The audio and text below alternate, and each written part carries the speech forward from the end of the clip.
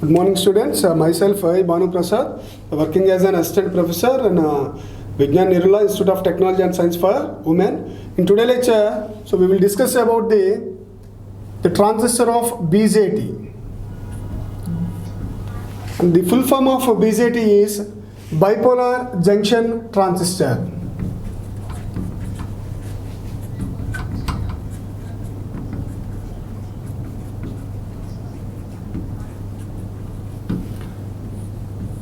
In this BJT, there are two types, that is PNP transistor and NPN transistor.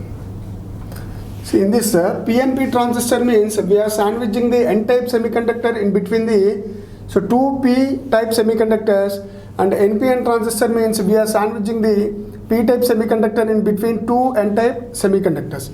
And the symbolic representation and the schematic representation of your PNP and NPN transistors will be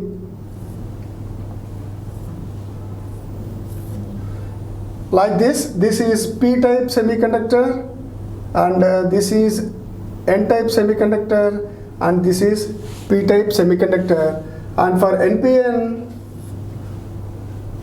it will be represented as this is N-type semiconductor and P-type semiconductor and N-type semiconductor. Here, the terminals for your NPN and PNP transistors are, there are three terminals, that is emitter, base, collector. Emitter, base, collector.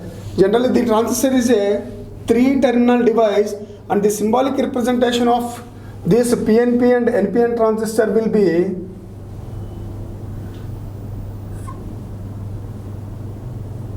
like this.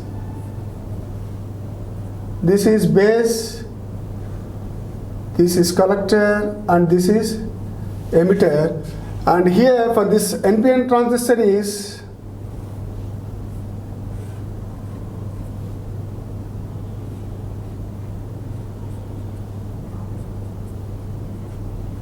base. Here the arrow mark indicates the direction of the current. So here this N-type emitter terminal, that is here in NPN transistor, N-type semiconductor, and here the emitter terminal is P-type semiconductor. This emitter terminal is heavily doped. It is heavily doped.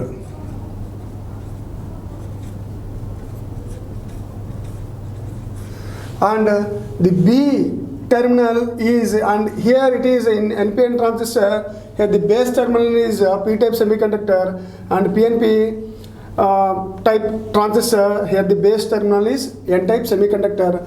B is lightly doped. B is lightly doped. And here the collector terminal, here it is N-type semiconductor, and in PNP type transistor, here the collector terminal is P-type semiconductor. It is the moderate doping.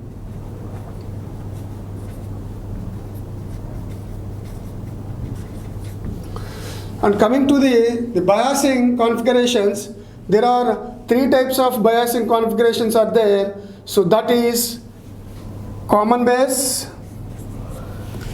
biasing techniques. There are three types of biasing configurations are there. That is common base, and second one is common emitter, and third one is common collector.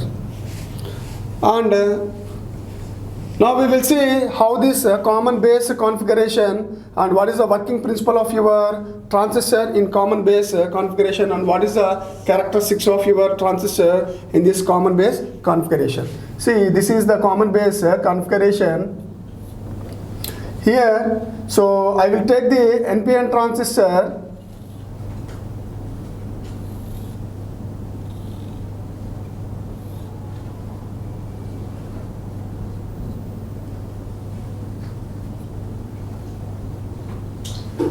So always the transistor has to be connected. The first junction is forward bias and the second junction is reverse bias. Here the junction is the intersecting point of your two types of semiconductor, that is J1 and here the junction is J2, and it is also called this is emitter, this is base, and this is collector. That's why we are calling this J1 is so emitter base junction. J1 is emitter base junction, and J2 is called collector base junction. J2 is collector base junction. And there are, if you observe the biasing techniques, the combination of biasing techniques are the four possibilities are there. That is J1 is forward bias and J2 is reverse bias. Second one is J1 is reverse bias and J2 is forward bias. Third one is both J1, J2 in forward bias, and fourth one is both J1 and J2 are reverse bias. Now we are taking here the junction J1 is forward bias, that is N-type semiconductor should be connected to negative, and the P has to be connected to positive. So this is negative, positive, and this biasing voltage we are calling it is VBE, the voltage across base and emitter. And coming to the junction J2, we are giving a reverse bias, that is the N is connected to positive and this base is connected to negative. And this biasing we will call it is the voltage across the base and the collector VBC. Now see here junction J1 is in forward bias and junction J2 is reverse bias. So in this bias, this J1 will act as a normal your PN diode junction, and the width of the depletion region is very low. Here if you observe, the majority carriers are in this N-type semiconductor is here, the N-type semiconductor, the majority carriers are electrons.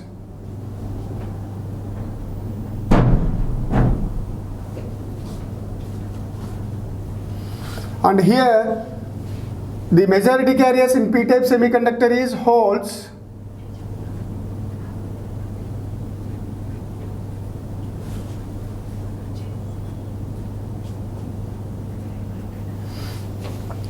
And here the majority carriers are electrons.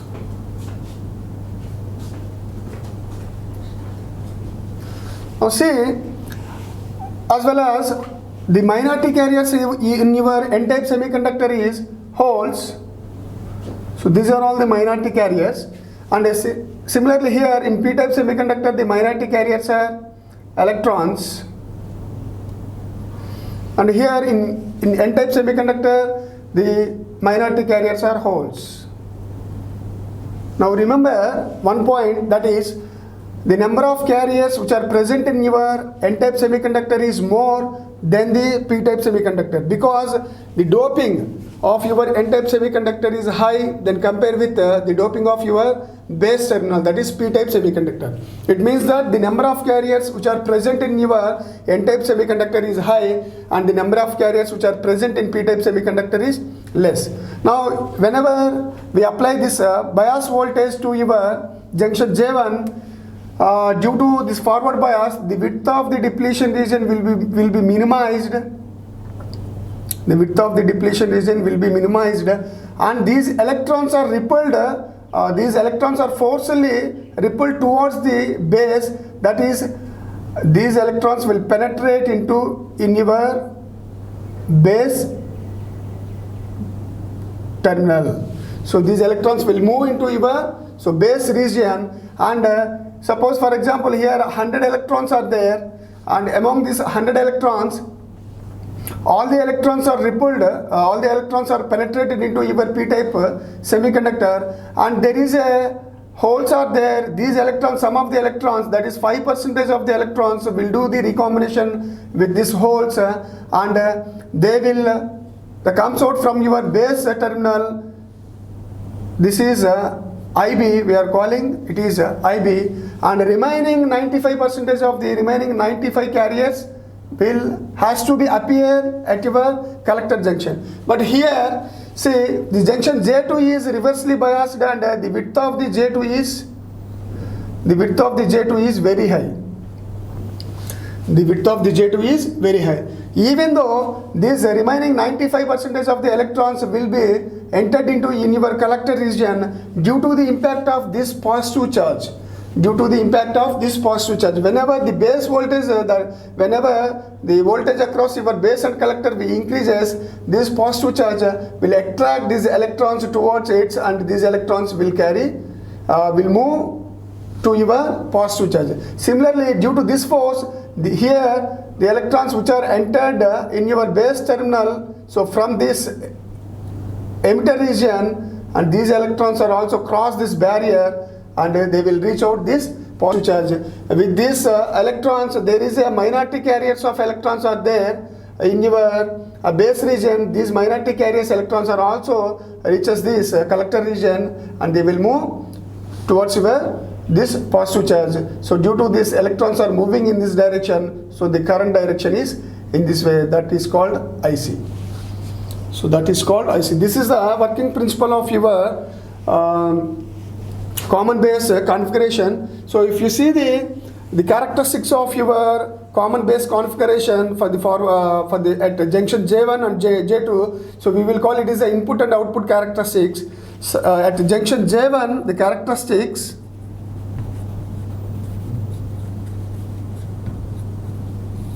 so there are two types of characteristics, that is input characteristics at junction J1.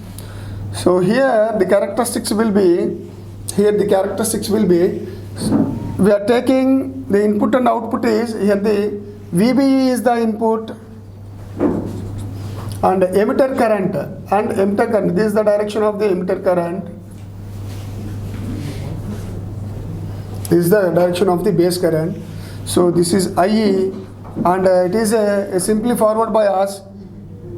The characteristics will be like this at 0.7, and this is VCE at VCE equal to 1 volt, and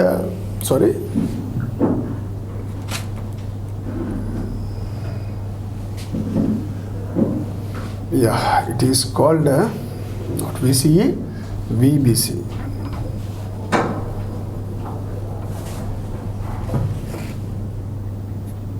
Yes, VBC equal to 1 volt. So whenever this VBC voltage increases, so at VBC equal to 5 volts. This is the current. This is at VBC equal to 1 volt. This is at VBC equal to 5 volts. Whenever this voltage is increases, so the emitter current will also be increases. So this is a simple PN diode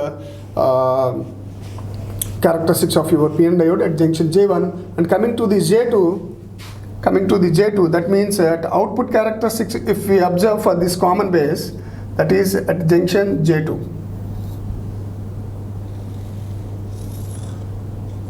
Here the voltage is VBC, the input voltage, and the output is collector current IC.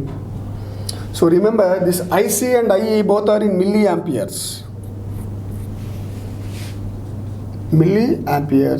but the base current will be in microamperes due to very fraction of the carriers, the current due to the very fraction of the carriers, that's why it is microamperes, and here the IC and IE values are in milliamperes. The characteristics, if you observe, it is a very straight line that we are getting. This is at IE equal to 10 milliamperes, and IC also same, and IE equal to 20, and IE equal to 30, and IE equal to 40. So all are in milliamperes. So if IE value almost will be equal to IC value, if you see the relation between IE and IC, if the relation between I and IC we observe, we can write that relation, that is IE. If I apply the Kirchhoff current law across this junction, we will get the total entering current is equal to the total leaving current, that is IE is equal to IC plus IB. IC plus IB, and the current gain formula for this alpha is current gain factor is equal to the output current divided by input current, and here the output current is IC and the input current is IE. So we can write that IC divided by IE and it implies IC equal to alpha into IE. Remember students, always the value of alpha is less than 1 and the value of alpha always lies in between 0.9 to 0.98. It's depend upon the current IC value and the temperature of your environment conditions. Now if alpha is lies in between 0.98 to 0.99, so almost we can write that IC is approximately equal to IE. IC is approximately equal to IE. And here if you observe, so in this IC current, it is the combination of both the majority carriers as well as minority carriers, because the minority carriers which are present in the base region, that is electrons, are also attracted towards this positive charge included with your majority carriers. That's why in this region we can write that IC is equal to IC majority plus the collector current due to minority carriers. And we can write that IC from this equation we can write that IC majority is alpha into IE plus ICO. It is emitter opened. O means here emitter opened. So the final equation for IC is equal to alpha into IE plus ICO. Okay students, this is the combination of IC is both majority carriers and minority carriers. This is very, very important. And here we have to remember that IE is almost equal to IC. In theoretical explanation we can say that alpha is 1, but practically always the alpha value will lies in between 0.98 to 0.99. It is depend upon the emitter current, and the emitter current is also depend upon the current due to the minority carriers. And it is very much the temperature effect is very much affected on your ICO, reverse saturation current, or we will call it is the current due to the minority carriers. Okay, thank you.